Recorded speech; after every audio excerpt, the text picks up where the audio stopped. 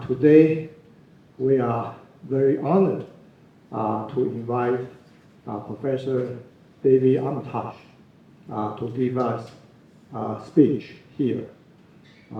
Professor Armitage is a world-famous historian currently teaching in Harvard University.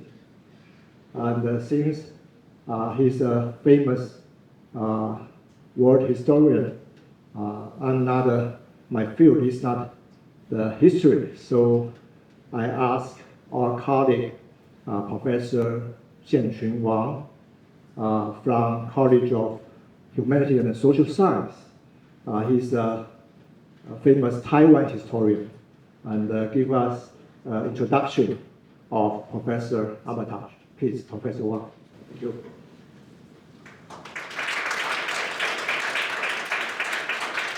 Well, thank you. I'm not famous at all. I'm just a humble historian working on modern science and technology in China and Taiwan. Ladies and gentlemen, welcome to TSC in Xinju. I'm Wang Xianqun. I'm the faculty.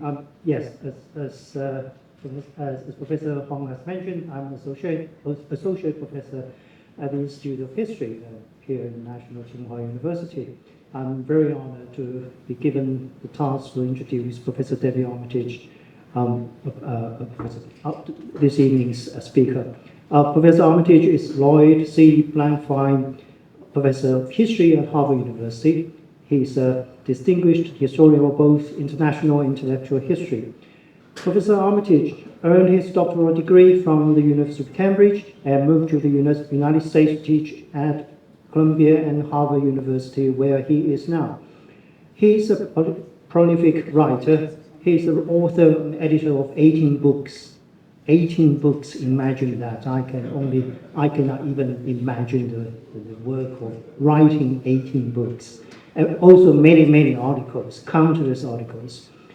But his two most recent published book is Civil Wars, A History in Ideas, which was published in 2017, and A Cultural History of Peace in the Age of Enlightenment. We Taiwanese should pay attention to these topics because our current geopolitical situation is the result of the unfinished civil war between 1945 and 1949, and our ambition and our longing for liberty and democracy is always at odds with the Chinese ambition for reunification, as they call it. Professor Armitage is now working on several projects now, including editing the political theorist John Locke's colonial writings and the international history of opera. We had a conversation about the classical music over the dinner, which I love very much. And a global history of treaty making and breaking, which is the subject of this evening's talk. The title is Gulliver's Travails, Treaties in the Making and Breaking of the Modern World. Ladies and gentlemen, let's welcome Professor David Armitage.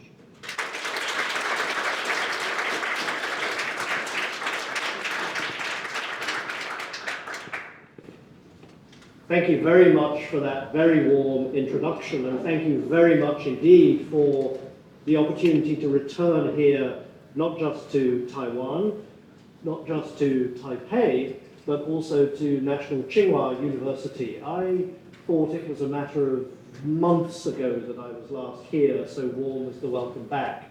But one of my colleagues reminded me it's 20 years since I was last on this campus, in this city, in this country. I hope it will not be 20 years before I come back. That may depend upon the success of this lecture this evening, of course, so we shall see. But thank you again for this forum this evening. My subject tonight is one of the most traditional, even the most basic, in modern history writing, treaties. This is the front page of a collection of treaties from the 18th century. There are many such collections in that period and since. Treaties, the great British international lawyer Herschel Lauterpacht once wrote, are, quotes, agreements to disagree. There are also apparently dog treats in Germany. They bring together parties with distinct interests to negotiate their differences and to reorient their future relations on a basis, at least we hope on a basis, of mutual understanding. At least that's the theory. The practice of treaty making is much more messy, and therefore, to historians at least, much more interesting. For at least the first century of professional history writing in the West, from the late 19th century onwards, it would have been an article of faith for most historians that treaties, the study of treaties, was central to the activity of history itself, focused as it was as a profession on nations, their archives, and the transactions that could be reconstructed from those national archives. It was therefore no coincidence that the word, at least in European languages, diplomatic, referred to the science of handling documentary evidence before it was transferred in the late 18th century to the practice of interstate negotiation. But the elective affinity, as we might call it, between diplomats and documents is, I think, ripe for re-examination. And that's what I want to suggest this evening, and this is the foundation of the larger project which was just mentioned on the history, global history of treaty making and treaty breaking. A subject so intrinsically transnational and global, however, remains surprisingly fragmented and hard to encompass. Treaty making is, of course, part of the history of Europe, though there it usually appears in the form of studies of individual treaties or congresses, Westphalia and Utrecht, Vienna and Versailles, very familiar both from historical studies and for studies in political science and international relations, for instance. Treaty making, we're now learning a great deal more, figures in colonial and imperial history, with studies of treaties with, for example, First Nations in North America and with indigenous peoples in South Asia or in Oceania, now coming to the fore in historical studies of treaty making. A very important thread or strain within global history is to study the history of diplomacy, negotiations, and treaties. I'll come back to this in a moment. Treaty making, of course, encompasses the history of the non-West as well, in treatments of, for example, China's humiliating so-called century of treaties from the 1840s to the 1940s. But how these fragments and how these different parts of the field fit together, what the place of treaties has been and indeed still is in world history as a whole, has rarely been considered and barely been examined. In fact, the last history of treaties as a whole that I can discover is from the early 18th century. It's a subject which is hidden in plain sight. It's very basic and fundamental, as I've suggested, to the practice of modern history writing, but there's no global history of the phenomenon of treaty making and treaty breaking. To grasp that problem comprehensively demands pulling alongside each other quite different traditions of writing on each of the world's regions and their relations with each other, fundamentally, of course, as well as from different subfields like diplomatic history, intellectual history, and legal history. I also suggest that we need to bring in art history and the history of music, for instance, really to understand the global history of treaty making and indeed treaty breaking. In the 18th century, European commentators like the legal and political thinker Montesquieu noted that every people, as he put it, has their own law of nations. As many scholars have recently shown among historians, at least, early modern diplomatic practices were often mutually legible and therefore roughly commensurable, especially when both European and non-European actors saw treaties as far more than simply documents. Treaties, we're now learning increasingly from studies like these, were processes, they were events, they were rituals, they involved ceremonies, exchanges and speeches, as well as specific documents within those processes. Treaties, again we're learning, were often iterative and repeated, as to use the language of the Five Nations of the Iroquois. Covenant chains were so-called brightened by recursive actions. As the Iroquois Seneca leader Sagayawatha, Red Jacket, put it in 1790, this is the quotation here, we, speaking for the Iroquois, we must hang upon our ancient rules and the white people upon theirs. We can then as well agree together as if we followed one rule. Understanding exchanges like these and the foundations behind them means cross-fertilizing not just historiographical traditions, but whole disciplines, again from art history to the history of international law, disciplines which have only recently begun to negotiate and reintegrate with widening implications for world historians and for our conceptions of world history. Now, to see how that might work, how this reintegration might work, I want to take us back, to begin with, to the Indian Ocean in the late 17th century.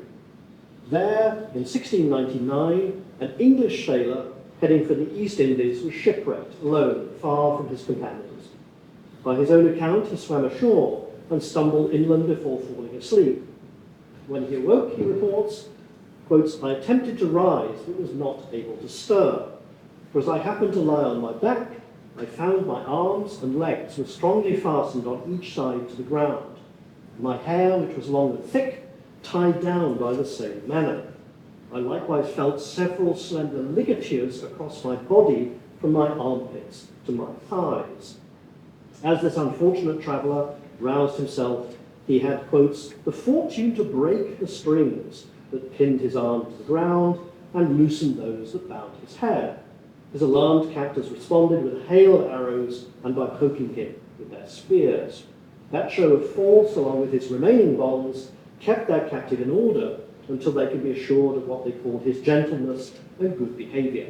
They then set him free, but only after he'd subscribed to a set of articles that circumscribed his movements, and then he signed on to a pact of amity and defence with his former captors."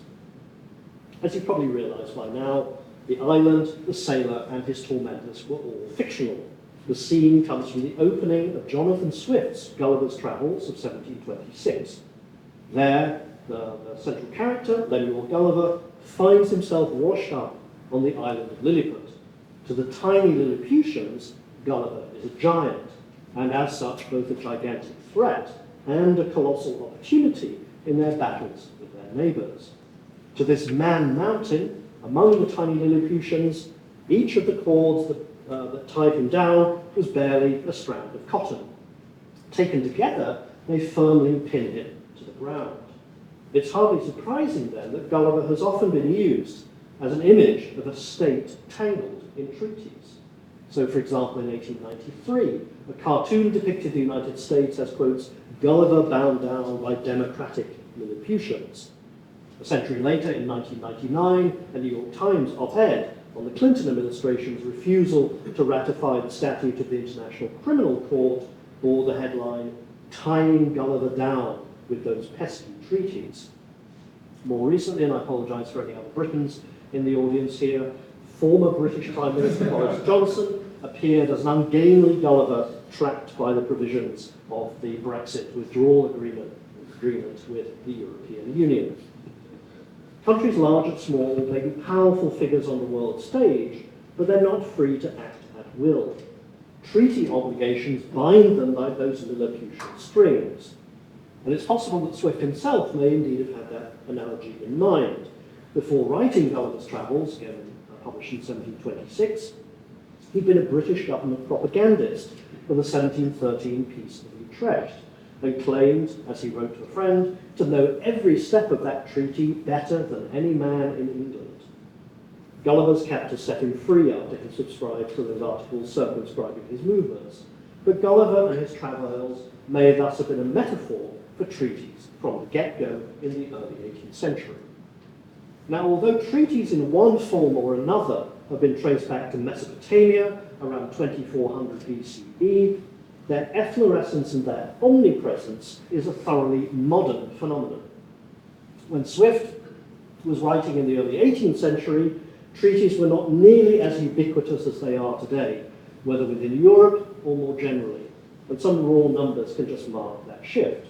So, for example, in the 1690s, the German historian and philosopher Gottfried Wilhelm Leibniz compiled one of the first European collections of treaties, which comprised 224 documents. This is the 1690s.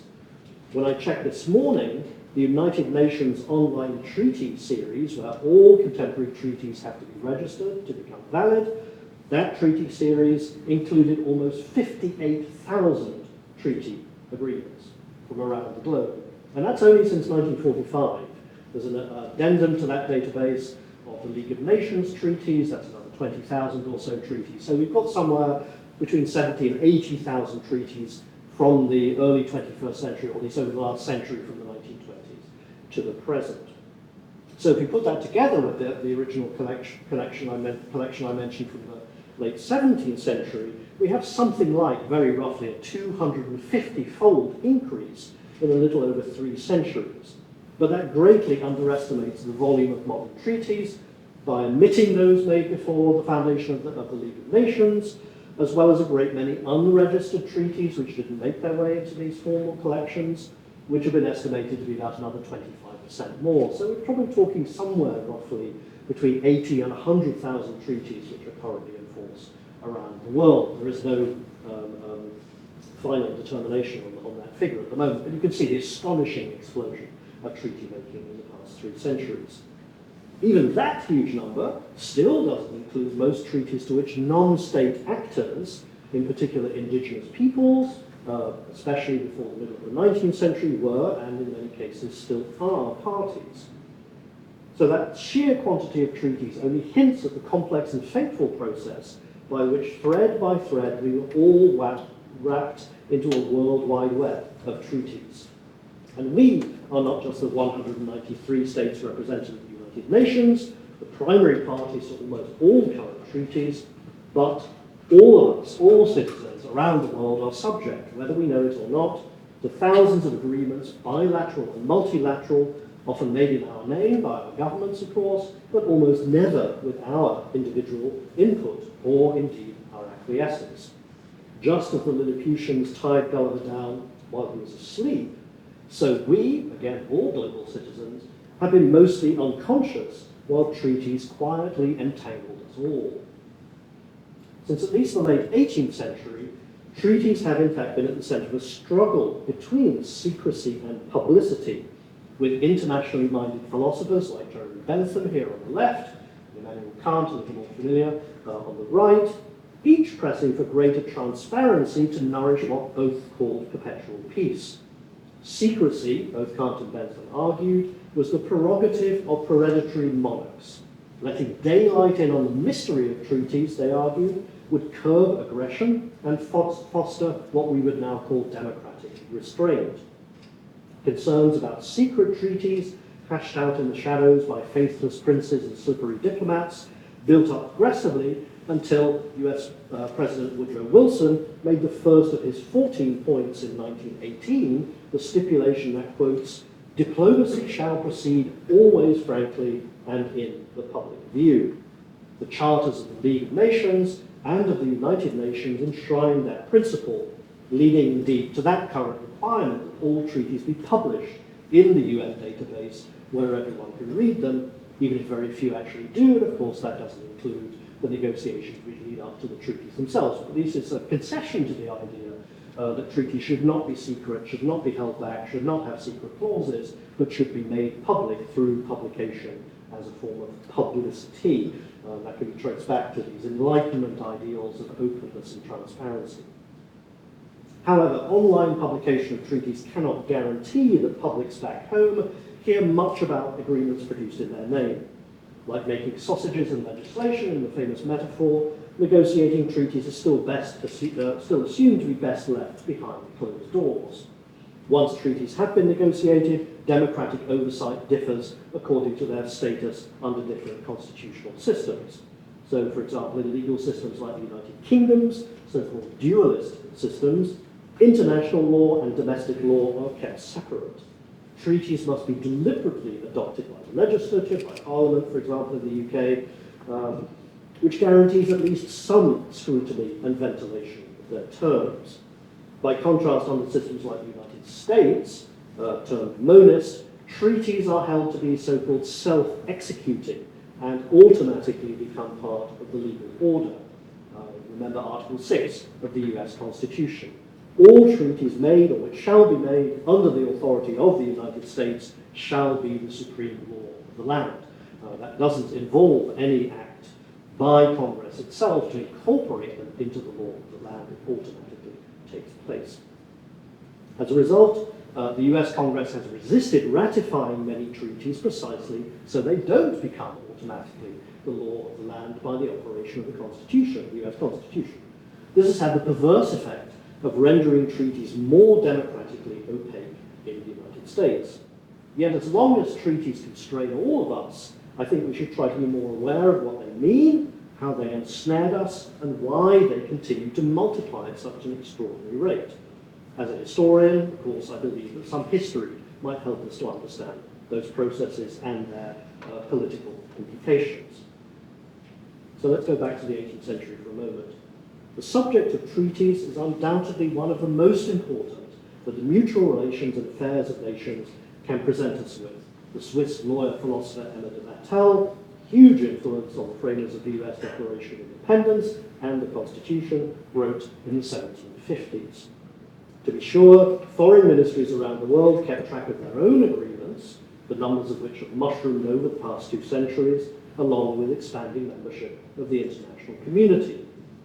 Diplomatic historians wrote dense studies, again, of specific treaties, usually those involving Western powers, again, Westphalia, Utrecht, Vienna, and so on, but rarely, if ever, did they construct patterns or stories of treaty making and treaty breaking across time and space.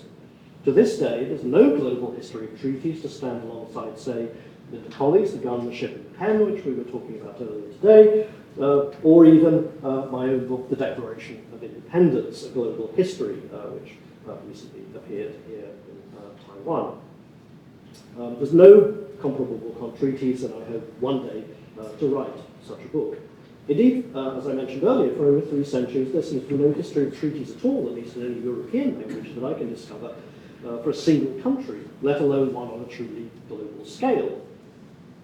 Again, as a writer in the late 17th century put it, there are many thousand passages in history which are never rightly understood for want of being acquainted with the treaties on which they are grounded, that is, the lack of us being acquainted with the treaties on which they're grounded. One might go further and say that world history itself cannot be rightly understood without a knowledge of some of the treaties that have formed it. Now, I suspect that now, when most people in most parts of the world think about treaties at all, it's likely in relation to ending wars and securing peace. A gaggle of elder and often elderly statesmen, and they're almost always men, convenes in Paris, Geneva, or New York to conclude a conflict and hammer out a settlement behind closed doors before a staged signing ceremony with a public exchange of documents. Such scenes feel sepia-tinted, an image from the 19th or early 20th centuries, again from Vienna or Versailles perhaps, rather than the stuff of contemporary international politics. In fact, as we now know, peace treaties are a thing of the past. Since the Second World War, most wars have not been declared. For example, Israel's declaration of war against Hamas last year was a rare and notable exception to that pattern since 1945 of not formally declaring wars. Conflicts are called wars, or in Putin's language, special military operations, but of conflicts which have been included by treaties since the Second World War, and particularly since 1989, the overwhelming majority of conflicts concluded by treaties are civil wars. Treaties have become very important instruments for the international brokering of the end of civil wars, but just as interstate wars are not declared, so they're not formally ended by peace talks. So again, these images of creating peace treaties and peace congresses are generally of the past rather than the present. There are, of course, exceptions to this, but again, confirming the general pattern. If you remember something like the signing of the Dayton Accords in 1995, that was to end a civil war rather than an interstate war. Few people now alive can readily recall a peace conference or treaty ceremony, and most might scramble to think of other treaties made in their own lifetime, again thinking of democratic citizens and their knowledge of treaty making. With that decline in the markets of peace and war in mind, we might be forgiven for thinking that the great age of treaties is long since over and past. Yet, treaties are definitely not history in that sense. In fact, we now live in the world's greatest era ever of treaty making, with hundreds entering the UN swelling database every year. In the 1890s, for instance, 20 to 30 treaties on average were made each year. By 1914, it was around 200. In other words, the international relations scholar from Oxford, Edward Keane, has written, the making of a new international treaty went from the 1890s from being something that happened perhaps twice a month, on average, to something that happened about every other day. By 1914, it's about 200 a year, in the wake of what Keane has called the treaty-making revolution of the late 19th century. This is drawn from his research on that subject. In our own time, if we come to now, the early 21st century, is now closer to 1,000 treaties being made every year, or about 20 treaties every single week. Most of these, the bulk of these until relatively recently, were bilateral investment treaties, country to country, facilitating economic exchange. That has tailed off in the past 10 years or so as the number of dyads within those exchanges has been exhausted, and most countries now have bilateral investment relations with other countries, but there's still hundreds and hundreds of treaties which are not captured by that particular species of treaty now. So the exponential proliferation of treaties means that they shape more parts of our lives than ever before. The bulk of today's treaties deal with mundane or technical matters, such as, again, international capital transfer, captured by bilateral investment treaties. On a grander scale, treaties are still being floated as solutions for contemporary crises. Think, of course, of the Paris Accord on climate change and its hard-fought successor agreements, or the proposed plan, so far I think unrealized, for a global pandemic treaty to combat future pandemics. So treaties are still very much in vogue as a means of cooperation and containment. Political scientists, among others, have found that democracies respect treaties more than autocracies. Perhaps not as very surprising, but a robust result, because those who uphold domestic constitutions also tend to sustain international institutions. Treaties can also be gently coercive. If recalcitrant powers, like Iraq, for instance, can be bound into treaty agreements, the hope goes, there may be a greater chance that they can be held to their international commitments in the medium or longer term. Weak states can use treaties to build relations with stronger ones, while international bodies and non-governmental organizations press for treaties to get politicians to tip their hand or to prod them into action. With all these pressures in play, it's little wonder that there are now vastly more treaties binding many more parties and spanning far more topics than at any point in previous human history. Treaties are not only more numerous, but they're also more diverse in their functions than ever before. They define boundaries and territories, in some cases going back to agreements centuries ago, almost randomly, of the states of Gibraltar, still an unfinished business from the Brexit withdrawal agreements of some years ago, 8 years ago now, which was, Gibraltar was ceded to Britain by the Treaty of Utrecht in 1713, 300 years ago. Or think about French Guadeloupe, the Caribbean relic of the 7 Years' War in the 1760s. Treaties uphold norms from regulating fisheries and navigation through human rights and non-discrimination against women, all the way to such matters as freezing sovereignty in Antarctica, trying to ameliorate climate change, and regulating the exploration and exploitation of outer space. Treaties constitute, and often effectively form constitutions for, international organizations like NATO, the North Atlantic Treaty Organization, let's not forget, the United Nations, or the European Union.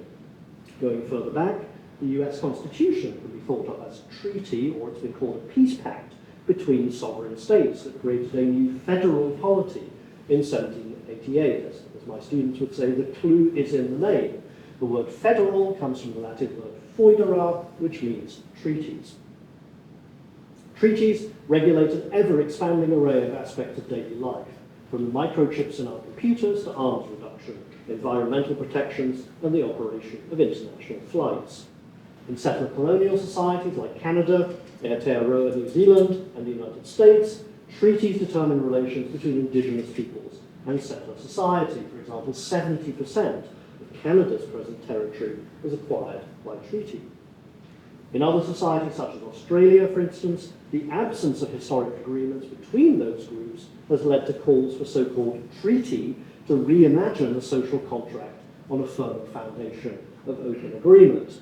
This is a photograph from a visit I made to Canberra, Australia about 10 years ago, where there's an Indigenous Australian encampment behind the old Parliament House demanding sovereignty, and you may just be able to see behind the white word sovereignty, the red treaty there as well. That's as it were, an emblem for the renegotiation of the social contract in Australia. Those of you who follow Australian politics will know that a referendum on the so-called voice in Australian constitutional affairs for Indigenous peoples was defeated last year. The defeat of that constitutional change has led to an upsurge of demands for treaty, but at actually the state level rather than the federal level in Australia. But Australia is peculiar among settler societies in not having many prior historical treaty relations among Indigenous peoples and the settler society around them, unlike, say, the United States, Canada, or New Zealand. So it's a very complex and interesting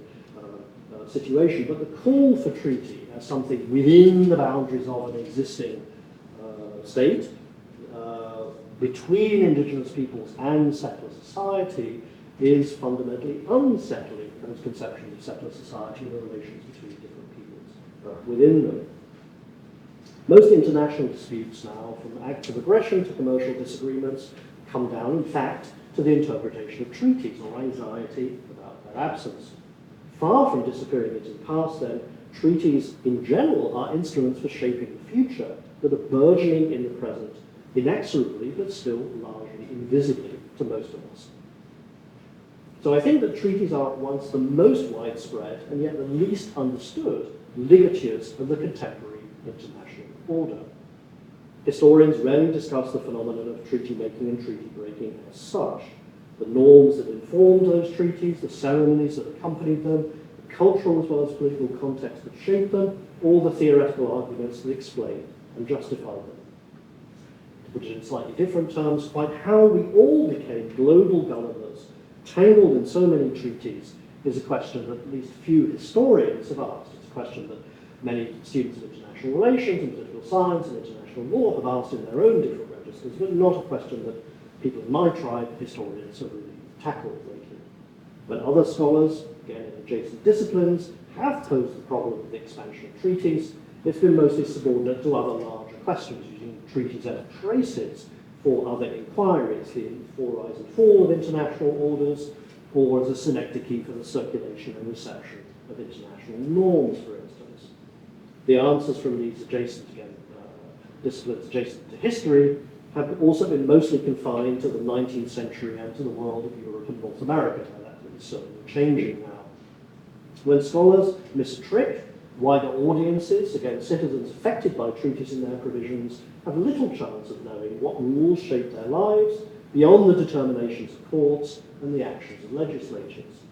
Just again, as the Lilliputians tied Gulliver down while he slept, we've mostly been unconscious of what's been happening around us in the tangling and tying of those treaties.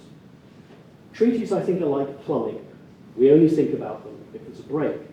We content to let the diplomats and lawyers, the plumbers of the international system, deal with treaties. For the rest of us, treaties can become headline news. For example, if a party threatens to back out of one unilaterally. There was a notorious moment in 2020 when the United Kingdom's then Secretary of State for Northern Ireland argued in Parliament that he planned, quotes, to break international law in a very specific and limited way by throwing over the Northern Ireland Protocol, which governed relations between Northern Ireland and the EU as part of the Brexit agreement. That caused horror outside the Conservative Party, but cheering within the Conservative Party at that point, and people started to think, okay, well, what do we mean by breaking that treaty between the UK and the EU? It's one of the very few moments in my lifetime where the details of a treaty and the norms of treaty interpretation rose to the level of the headlines on the front page of the newspapers, as it were. Treaties can hit the headlines in other ways as well. For example, when a country turns inwards and begins to withdraw from its treaty commitments, as the US did between 2016 and 2020. Again, apologise to everybody for this image here to sum that up.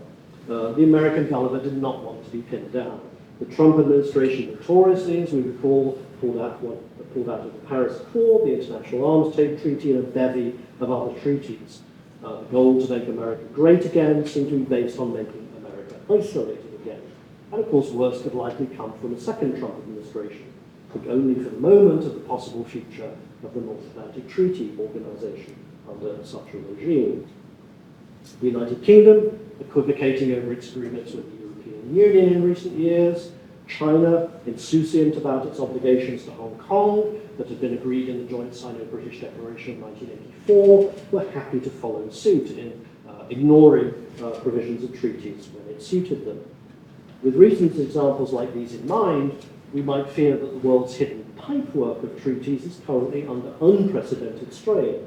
Yet, the volume of treaties in force vastly dwarfs that of those under threat, and the weekly increase in new treaties suggests that cords are being wound around us. There's little chance, therefore, that any country or any of us can throw off our Lilliputian bonds. Concern for the so-called rules-based or liberal international order has ballooned in recent years, at least in the commentariat, but a longer perspective shows such worries are hardly new. Treaty breaking has always gone hand in hand with treaty making. 500 years ago, Machiavelli mordantly pointed out in The Prince, 1513, Machiavelli here on the left, that, quotes, plausible reasons can always be found for failure to keep promises. One could give countless modern examples of this and show how many peace treaties and promises have been rendered null and void by the faithlessness of rulers. Writing almost 2 centuries later in 1693, Leibniz, whom we met earlier, agreed. He wrote, "Rulers play cards in private life and with treaties in public affairs." He suspected that some of his readers might think it odd for the editor of a collection of treaties to discourse on what he called the weakness of paper chains. And with that image, he anticipated the even more famous sneer of German Chancellor Theobald von Detmold-Hollweg in 1914 that treaties were, quote, mere scraps of paper. Over the past 200 years, we now know the mean duration for a bilateral alliance has been less than 10 years. And 1/3 of those bilateral alliances since the early 19th century ended when one of the parties violated the treaty agreement underpinning it. In this light, treaties might seem like the proverbial pie crust, at least the English proverb. Pie crusts, we say in English, are made to be broken. Crisis, or at least the feeling of crisis, seems to be recurrent, and the current crisis, if that's what it is, of international order, seems to be only the latest in a long sequence. Looking back over the last century, we might think very briefly of the US Senate's failure to ratify the country's entry into the League of Nations and the subsequent collapse of the League in the late 1920s and early 1930s. The withdrawals then from the League by Italy, Japan, and Germany, of course, doomed it to oblivion.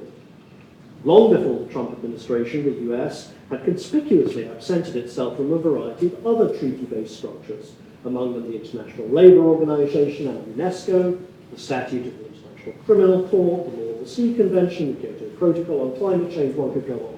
All of this was happening long before the Trump administration, which merely accelerated and accentuated patterns which had been going on since at least the 1980s in US foreign policy. As in so many matters, therefore, Donald Trump was not so much an aberration as an exaggeration among US presidents. His actions had many precursors among the Reagan, Clinton, Bush, and even Obama administrations, for example, in relation again to the International Intercontinental Anti-Ballistic Missile Treaty, the Landmine Treaty, and the ICC. All those pesky treaties that troubled the American Gulliver. Current anxieties, like the causes behind them, may be different from those in the past, but the worry is no more novel than the peril, as the longer history of treaties records. Writing the modern history of treaty making and treaty breaking covers the whole globe from pole to pole, over land and sea, and through the air, for example, with the regulation of aviation and telecommunications. All the world's states, as well as a great many other bodies like sovereign First Nations, corporations, churches, and international bodies over the last 500 years, have spun the web of treaties across every continent and around the world's peoples, oceans, animals, and resources. And the story of treaties is expansive in time as well as space. Their modern history did not begin in 1945 when the UN started collecting its treaties. It begins, at the very least, in the 17th century, at the latest, with the emergence of recognizably modern modes of treaty making, their cultural representation, and also vitally with the greater interpenetration of diplomatic systems through imperial encounters in the Americas, Asia, Africa, and the Pacific world, which brought together different diplomatic systems into dialogue, encounter, and negotiation, and often conflict, of course, with each other. This is a multi-centric world history that would have to be written of diplomacy, negotiation, and treaties. And the scope of treaties is not just global, it's also extraterrestrial. Beginning in the 1960s, the international community has used treaties to regulate exploration and exploitation of the upper atmosphere, satellites, the moon, and potential resources on other planets, like Mars, for instance. So from the ocean floor to outer space, no part of heaven or earth touched by humanity has escaped entanglement in the great web of treaties. Treaty history, I think as a historian for the moment, must be interdisciplinary. As soon as we go back before the Second World War, we find multiple manifestations of treaties beyond documents on parchment or in print. Treaty paintings and treaty music, treaty ceremonies and treaty traditions, treaty houses and even treaty trees, like William Penn's elm outside Philadelphia, in or under which negotiations between Penn and the local Native Americans took place in the late 17th century. The European genre of treaty paintings lasted from at least the early 16th century till the age of photography, from Hans Holbein in the 1530s to Francis Bacon in the late 20th century. I could and I have given a whole lecture just on treaty paintings, but art historians, as far as I can discover, have totally ignored that genre. They dealt with specific paintings, like the Holbein Ambassadors, there's huge literature on that, but they've not noticed that this is a 500-year genre of historical painting.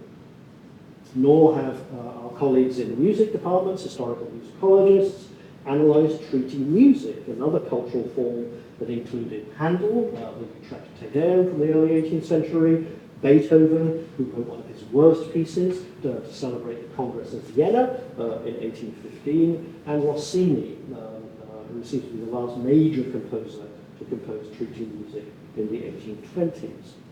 Moreover, and perhaps more seriously for world history, once we move beyond Europe to the Americas, Africa, and Oceania, we discover modes of treaty making centered on exchange of gifts or hostages, elaborate ceremonies of speechifying, and transfers of prestigious goods. Even within Europe, treaties were and are more than texts. Every treaty builds on the negotiations that lead up to it, the public activities that accompany it, and the downstream consequences that flow from it. Constructing a global history of thousands of such complex, multifaceted events is well beyond the powers of a team of historians, let alone this single historian. Yet, the topic of treaties presses urgently as long as its history remains unwritten. So to make a history, a global history of treaties, feasible and digestible, we might track one major treaty partner through the global labyrinth. And what I'm going to do in the last 15 minutes or so is to track Britain through that global labyrinth as a globally distributed treaty partner, very influential in the formation of modern, particularly legal conceptions of treaties, but of course as an imperial power, one that intervened into almost every diplomatic system around the world at various points, and therefore I think it provides, at least for me as a British historian, a good way into the global history without trying to tell the history of every treaty, its negotiation, its consequences, etc. How might Britain, at least, illuminate a history that spans the planet and beyond? One reason, at least, is because British treaty making has been uniquely continuous among European powers, at least, especially copious and critical to global history. The longevity of the English, later the British state, over 1,000 years, means that Britain has a fuller and more enduring record of its treaties than any comparable country, going back indeed to the 12th century. England's first printed treaty, crucially, was the 1475 Treaty of Picquigny with France. It appeared 8 years later, in 1483, barely 30 years after the invention of printing itself. The earliest official printing of a treaty in Britain occurred in 1605, and less than a century later, in 1693, England became the first state anywhere in the world officially to collect its national treaties. As one scholar has put it, up to modern times, British treaties are probably better chronicled in print than those of any nation with as long a history. The historian Linda Colley, who I mentioned earlier, in her book, The Gun, the Ship and the Pen, dealing with constitutions, has argued there that constitutions were particularly important in world history precisely because of the confluence between politics on the one hand and print on the other. And that determined, she argues, the spread and the uptake of constitutions globally. I believe the same is true for treaties. The need for publicity, felt either by entrepreneurial printers in some cases, or by self-asserting sovereigns, determined the form and circulation of treaties almost 2 centuries before the print circulation of constitutions. So the story I want to tell is parallel to, or in fact prior to, the story that Colley tells about constitutions, but goes back 2 centuries earlier and deals with exactly that conjunction of politics and print.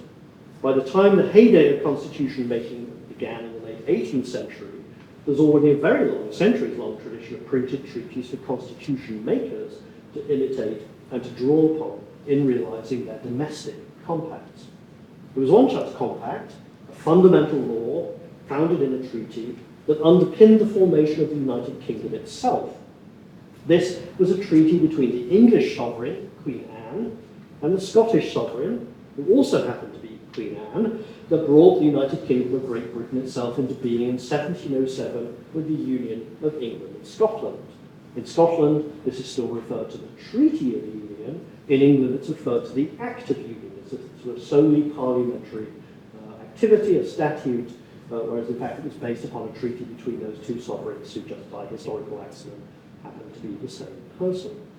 A later parliamentary union added Ireland to that state in 1801, so 2 polities that we know today, the United Kingdom of Great Britain and Northern Ireland, as it has been since 1922, and the Irish Free State, later known of course as the Republic of Ireland, which emerged a century ago thanks to the 1921 Anglo-Irish Treaty, both emerged from that set of treaty relations within Britain and Ireland over the past 4 centuries. The United Kingdom, therefore, we might say, this is very unfashionable among students of British history, British constitutions, British law, the British state is a federal state, in the literal sense of being the product of 3 centuries of treaty making. For all these reasons, I think there can be no better way to tell a global history of treaty making and treaty breaking than through the example of Britain, at least to begin with, a state made by treaties that has that longest tradition of making treaties around the world. British treaty making was not confined to treaties made by Britain, meaning the English or British state, of course. Only in the last 50 years has the power to enter treaties been definitively and formally reserved to states alone. The Vienna Convention on the Law of Treaties of 1969 defined, and this is the ruling definition of international law today, defined a treaty as, quotes, an international agreement concluded between states in written form and governed by international law. Note here that it should be between states, not other non-state actors. It should be in written form, not say verbally, orally, and governed by international law, that is not by domestic law. The VCLT, Vienna Convention on the Law of Treaties, as it's known, restricted the meaning and mode of treaty making in this way against the backdrop of centuries in which a host of parties other than states concluded treaties around the world.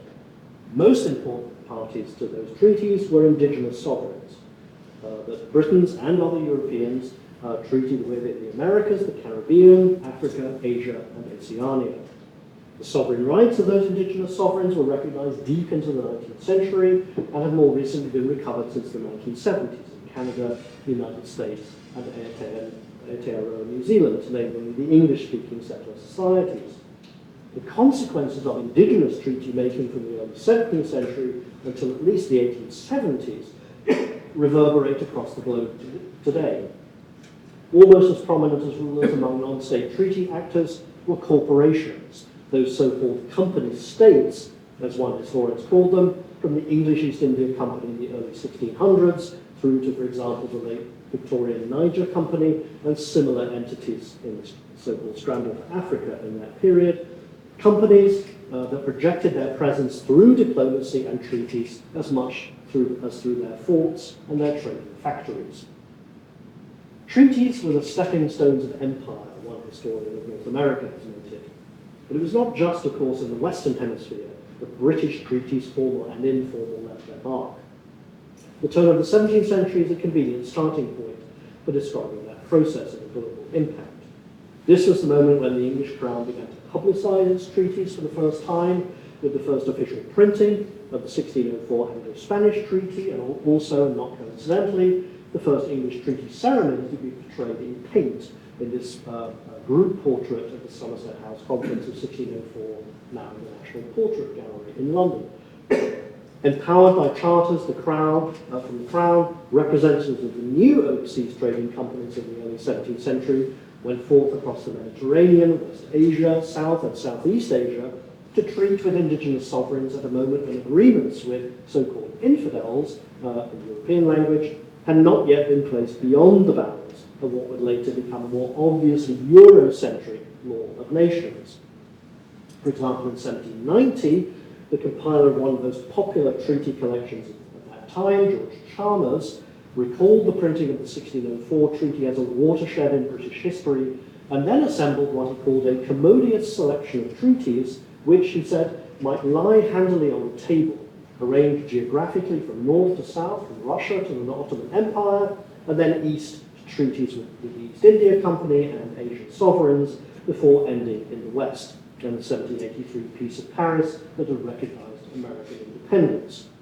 What's significant about this collection, again published in 1790, is it was one of the last such collections of treaties to include agreements between Britain and its proxies, like the East India Company on the one hand, and non-European sovereigns on the other, from Arcot and Bengal to Tripoli and Tunis. In the 19th century, especially after 1815 and the Congress of Vienna, those inter-sovereign agreements with extra-European sovereigns would be sidelined or steamrolled in the effort to assert a so-called civilized, that is Christian, law of nations confined to European Christian powers alone. So there's a period of long openness before the late 18th century, which then closes down in the 19th century in relation to the recognition of indigenous sovereigns as sovereign equals, as equal partners within treaty agreements, which is rolled back prejudicially across the course of the 19th century. When the English Crown itself was making agreements in Europe, the East India Company was treating with sovereigns across South, Southeast, and East Asia. Without the company's need to flood China with opium, that century of unequal treaties, so-called, imposed on China would not have begun. And when the Queen Empress Victoria bestrode the globe during the so-called scramble for Africa, treaties, Lord Lugard wrote at the time, treaties were produced by the cartload in all the approved forms of legal verbiage, often as pro forma printed documents like this one here from the British National Archives, to which names were added on the ground by local British officials. In this fashion, for example, the Niger Company alone made over 300 treaties between 1884 and 1892. Beyond these indigenous and corporate actors were the enterprising and often buccaneering individuals who went forth to encounter local rulers in Africa in the 19th century, armed with these pre-printed treaties, which they scattered across the continent like confetti in the process of colonial dispossession. So treaties may have been stepping stones, but they often disappeared under empire's rising tide, whether through amnesia, deliberate legal erasure, as with the end of treaty making between the US and Native Americans in 1871, or from a justifiable collapse of faith in perfidious Albion's willingness to keep to its agreements. So, for example, King Bonny in Nigeria was reported as saying in the 1840s, quotes, "One white man comes and makes a treaty, and then another white man comes tomorrow and breaks it. The white man," he said, "is a fool. The best treaty is in my head." Britons, individual and corporate, freelancing and state-sanctioned, were in the vanguard of disseminating treaties and deploying them in colonial situations. Sometimes they were subcontractors of the state, often they were not. It was to reduce that cacophony of treaty making that states hash out regulations, like ultimately the Vienna Convention on the law of treaties, to assert the state's monopoly of sovereignty.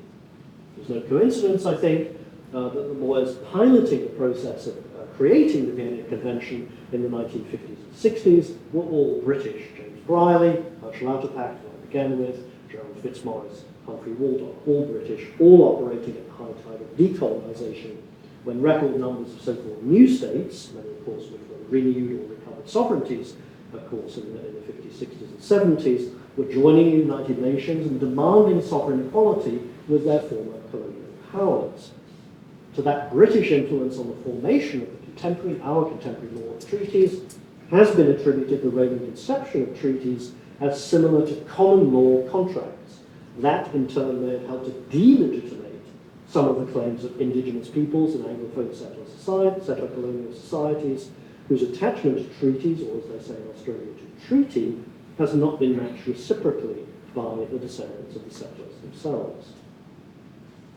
In the late 18th century, the British wit Horace Walpole charged that Britain was, as he said, mouldering into insignificant islandhood.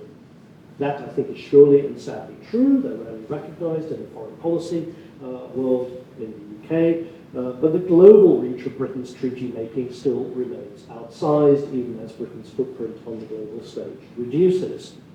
According to the Foreign Commonwealth and Development Office, Britain alone is currently party to over 14,000 treaties. That is more than a quarter of all those formally registered at the United Nations today. Not all of those treaties were secured in our own lifetimes or since the Second World War. Some of those treaties go back to the 17th century. For example, there's a Treaty of Peace and Commerce agreed to last forever with Sweden from April 1654 that remains in force between Britain and Sweden, and through similar agreements with Denmark in 1661 and Spain in 1667. The longest lasting treaty of all is the Treaty of Peace, Friendship and Amity with Portugal, which was signed at London on the 16th of June 1373. That too was meant to be perpetual and has so far endured for more than 6 centuries. That is now the world's oldest continuous treaty relationship, which celebrated its 650th anniversary in June 2023 with no fanfare or recognition, at least in the UK. There was some celebration in Portugal, but none in the UK, except by some Portuguese diplomats. I do not suppose any such continuity of relations between two powers has ever been or will ever be set forth in the ordinary day-to-day work of British diplomacy. Those were the words of Winston Churchill in the House of Commons in a 1943 debate on Portuguese neutrality. So, to conclude, as the ambivalent example of the United Kingdom shows, the history of treaties, even in the global north, is not a teleological story. It's a more tangled, web-like narrative of fits and starts, extinctions, and innovations. A merely textual history of treaties can't be sufficient. It must be contextual, in the sense of taking account of material conditions, the physical forms in which ideas and documents circulated, the feedback between in different genre, and the links between cultural and intellectual productions. At a minimum, it involves all of those elements. If we are, in fact, entering a golden age of treaty history, as we may be, it's surely in part because we're all so much more conscious now of treaties than at any time in recent history, largely because of apparent threats to the treaty-based international order.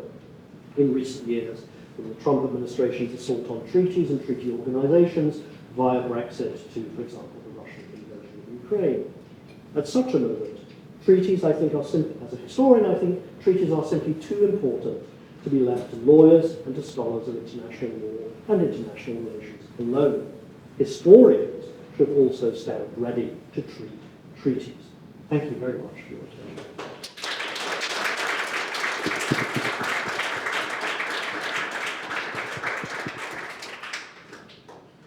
Some time for the Q&A. Okay, please. Professor Armitage, you mentioned that the number of treaties has increased over this decade.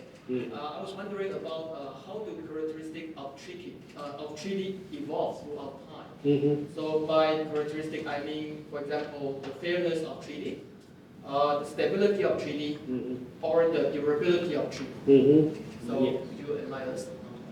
Yes, I mean, very large and very complex questions, most of which are beyond my capacity as a lone historian to answer in detail. And there is very good work, some of which I quoted here, by historically minded international relations scholars in particular, who have done quantitative work on precisely matters like the durability of treaties. That has certainly been going down in important ways. I think I quoted earlier the fact that 1/3 of bilateral agreements, at least since 1945, have been broken by one of the parties violating one of the fundamental conditions of those treaties, and a lot of similar work showing that our sense of concern, even crisis, about a treaty-based international order is not a fantasy, it's not a fiction. It is in fact based upon the fact that treaties themselves, or many treaties, particularly the non-economic treaties, beyond things like bilateral investment treaties, are quite subject to undermining by the parties themselves. Whether that means historically there's a rise in faithlessness, untrustworthiness in treaty making, I'm not exactly sure, but I think your question is an excellent one for thinking about exactly those patterns of durability. Another one that we could see if we go back to one of the earlier slides, too long to find it, is that there's a very big change in the middle of the 19th century from treaties which are mostly bilateral between two parties to multilateral treaty making. Multilateral treaty making begins to take off from the 1860s and 1870s.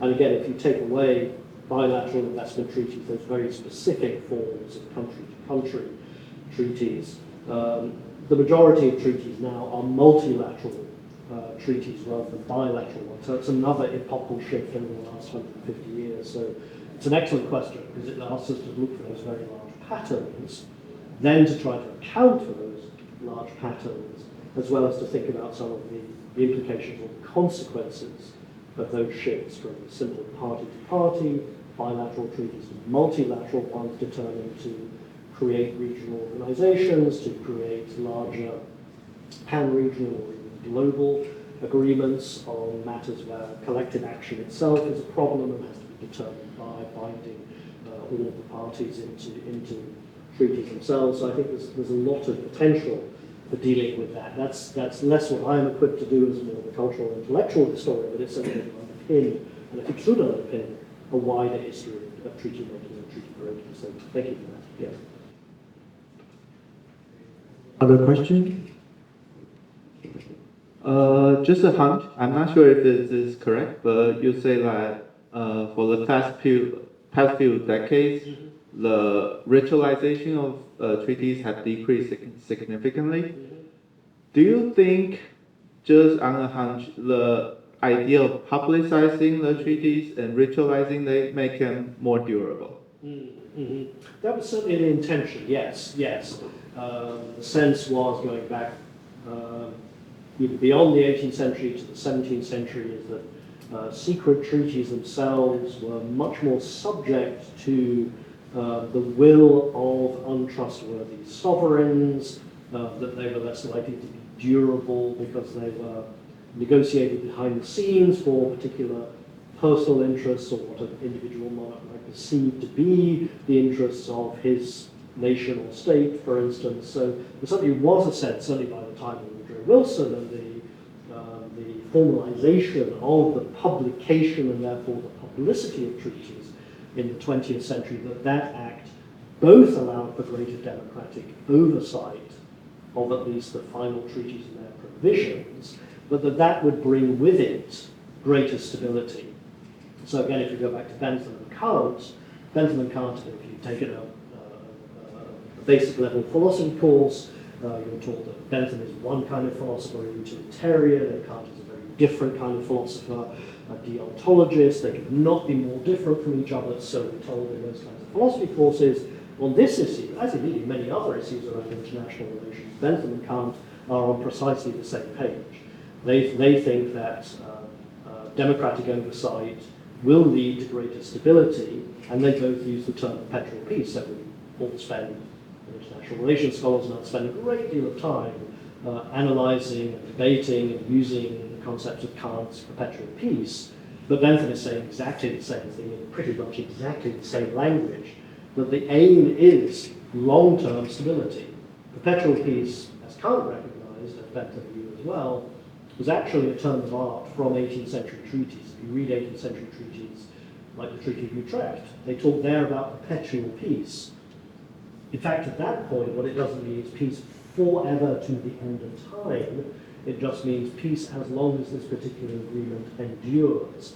So what they're thinking of is making those agreements endure longer in order to protect and project stability, interstate stability in particular, further into the future until such point as another conflict might arise, for instance. But exactly, yes, your point is correct. It is exactly to publicize them, to make them democratically accountable through transparency, which the early theorists and the practitioners by the 20th century would lead to, or should lead to, greater stability. Whether that's happened or not, we can debate, but that was at least the aim. So yes, thank you.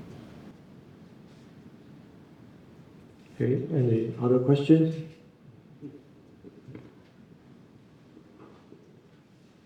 Thank you, Professor, for your wonderful talk. I just have one feedback and one question. I am an art historian. I teach art history in this campus. And I very much like your comment as to how our historians neglect the picture about treat making. Actually, I'm considering treat making might be a branch of history painting. But history painting actually became fashionable for a short period of time during the 18th century.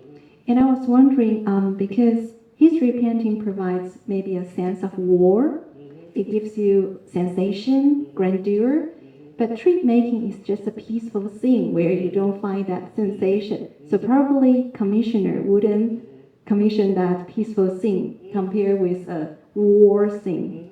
And my question is, how much do you involve big data in your research? Because as a young scholar, nowadays we confront a lot of new research methods in terms of big data. I now get questions asking me like, for example, if you see the auction records of a particular artist, then you will definitely find a new insight of his career. I'm actually bombarded by this because I already developed my training in terms of this qualitative research. And this big data thing really challenges me. So I was wondering, how much do you involve big data research in today's speech or in your future research? Thank you. Yeah, two wonderful points. Thank you very much. So I flip back to this particular painting, which, as many of you may know, is a representation of the signing of what we now call the Peace of Westphalia. Two separate, very complicated sets, three sets of very complicated treaties, but this is one of the, usually taken, as you all know, as one of the very earliest examples of any historical painting from the 17th century in Europe, at least. So you're absolutely right. The first thing you said, that the treaty painting is a subgenre of the relatively new genre, thank you, the relatively new genre of historical painting, painting of recent historical events with identifiable figures in it, and then we flip forward a little bit again to the images. The images I showed here.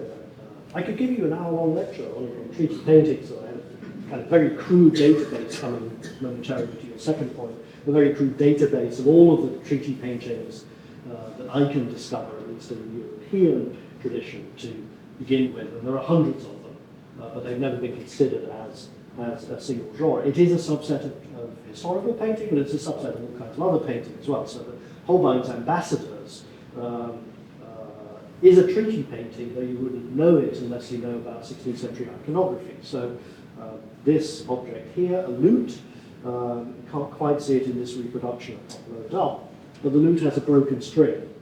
That broken string and the image of the lute is in fact taken directly from the 16th century emblem book, which tells us that a broken string on a lute is like a broken treaty in agreements among princes. So the broken string on the lute is an emblem of disharmony in the international sphere, which is what the ambassador, the two characters here, are supposed to overcome through their diplomatic activity. So I say that's the first representation of a treaty, at least in British painting, but it's through that allegorical emblematic representation of the broken string. There, for instance, and then one can fast forward all the way. Francis Bacon, one of my favourite painters of all time, has one of his triptychs, takes this photograph, very famous photograph of Woodrow Wilson at the Versailles Conference of 1919, and builds that into his triptych. Very interesting overlap between photograph and paint. The Versailles Conference itself, stop me if I'm going on too long, but the Versailles Conference itself is a very interesting moment. It's one of the last moments of a major treaty-making moment that is portrayed simultaneously in photography and in paint. And the overlap and the collision between the different representations through photography and through paint of that moment is, I think, was the last early modern treaty negotiation in 1919, because it's depicted in paint. It's one of the first modern ones that it's also captured in photography. You can see the overlap between those two. Big data. I have kind of not even medium-sized data. I include things like my database of treaty paintings, for instance. I like to say I like to encourage the use of big data among others, even though I'm not proficient in it myself. So I set up a big data digital humanities program in my own department at Harvard. I've had students who worked with that kind of material. It's not something I do myself. Old dogs and new tricks. I can't learn most of the tools for that, or at least I haven't the energy to put into it.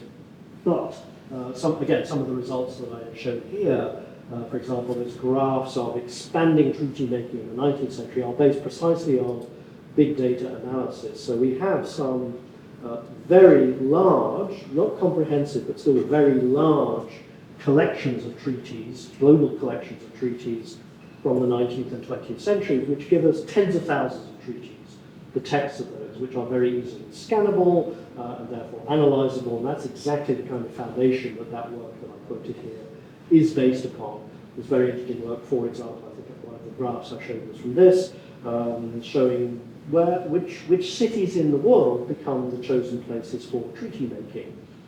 If you look to the late 19th, early 20th centuries, it's remarkable the number of major global treaties that are negotiated and signed in Latin America.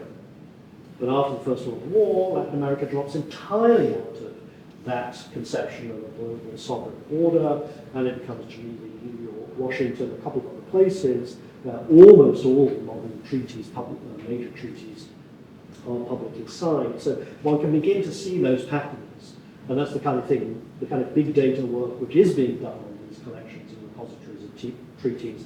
Not doing it myself, but I could confidently draw upon that because the findings of it are quite robust and also fit with other patterns that I, like you, as a qualitative scholar, can discern in the documents and the images, for example, that I deal with as well. So I think the two things flow together.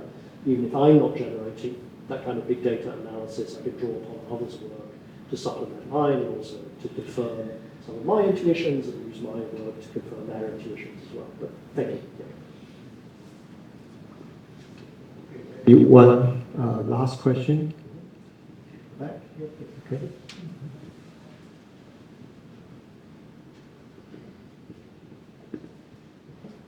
Okay. Thank you for your lecture. So when we talk about treaties, we're often linking them with sovereign states, a contract between states. So, but your speech about East India Company reminds me of Philip Stern's recent work, Empire Incorporated. Okay, so that book proves that the expansion of empire is actually accompanied by joint stock companies. So I wonder if we want to study the history of treaties, is it necessary to aid the private corporation in the content? Okay, that's all. Well, the answer is yes.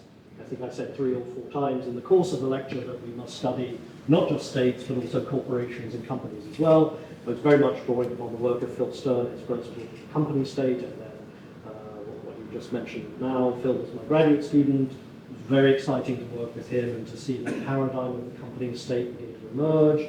His conception of these early trading companies as often having more of the features of what we now think normatively to be determinative of statehood than early modern states themselves. So the East India Company can do things like fight wars, make treaties, make peace, but it can also guarantee religious toleration, it can coin money, it can do all of the things that we often think a state should do.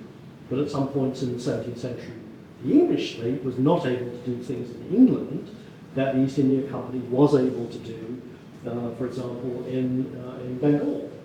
I think we, in light of his work and that of many other people now who worked on corporations in global history, we really have to rethink any IR paradigm which is solely based upon state-state relations. That may be true, as some historians have pointed out, for the period since the 1970s. I think it's not entirely wrong to say that the beginnings of a state-based world order come after decolonization. And formally, at least, empires have left the stage. We've only had a state-based order for about 50 years, very recent. Before then, it's a multiplicity of different sovereign actors, indigenous peoples, corporations, churches, non-governmental organizations, and things which are state-like, proto-states, semi-states, quasi-states, as well as things that look more like what we would normatively call a state as well. So it's a very diverse arena. I think your point is very well taken, but I hope maybe I didn't communicate it clearly enough, but I believe very, very firmly in exactly what you said. Yes, thank you. And here we'd like to thank Professor Armitage for your very enlightening speech. Let's give Professor Armitage a great round of applause, please.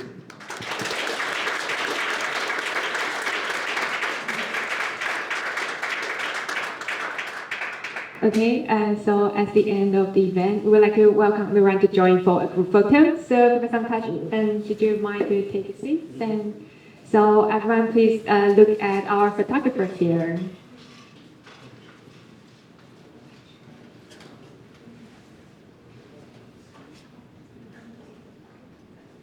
Wait a minute.